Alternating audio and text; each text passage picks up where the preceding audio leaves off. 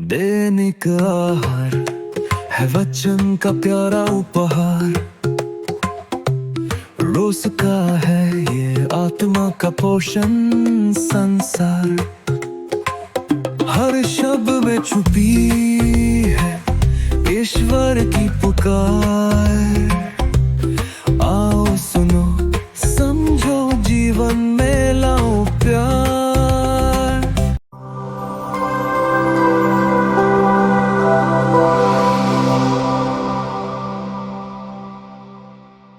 ख्रिस्त में प्रिय भाइयों तथा बहनों, आज के सुसमाचार में निकोदेमुस रात के अंधेरे में यीशु से मिलते हैं और अपने विश्वास को प्रकट करते हैं। वह यीशु को ईश्वर की ओर से आए हुए गुरु कहकर संबोधित करते हैं और ईश्वर के बारे में जानने की लालसा उनको यीशु के पास ले आता है। यीशु निकोदेमुस को जवाब देते हैं कि आपको दोबारा जन्म लेना पड़ेगा। यह दोबारा जन्म वास्तव में जल और पवित्र आत्मा का जन्म है। जैसे हम अपने माता पिता द्वारा इस शरीर में एक बार जन्म लेते हैं, उसी तरह आत्मा में भी एक बार जन्म लेते हैं। यह जन्म हम अपने बपतिस्मा संस्कार के द्वारा लेते हैं और केवल बपतिस्मा में जन्म लेना ही नहीं, परंतु आत्मा द्वारा संचालित जीवन भी जीना है। सुसमाचार में हम देखते हैं कि निकोदेमुस आश्चर्यचकित होकर यीशु से प्रश्न करते हैं कि यह कैसे हो सकता है कि कोई दोबारा जन्म ले। यीशु उन्हें उत्तर देते हैं कि आप इस्राएल के गुरु हैं और यह भी नहीं जानते।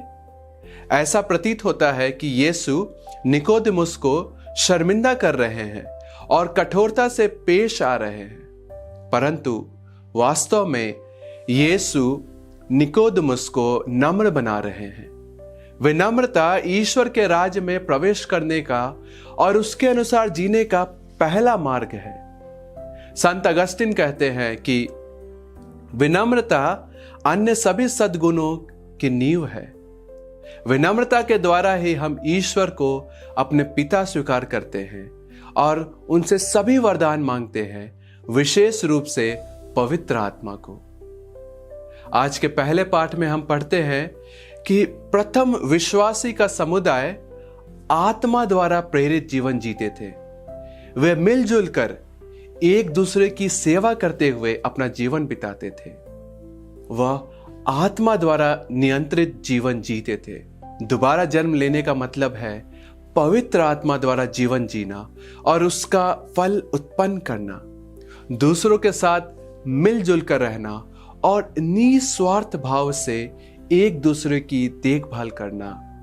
दोबारा जन्म लेने का मतलब है ईश्वर का आनंद, प्रेम और आशा को अपने जीवन में और दूसरों के जीवन में फैलाना।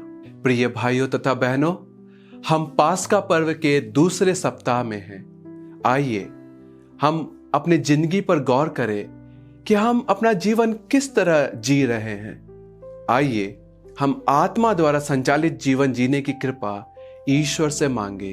आमीन।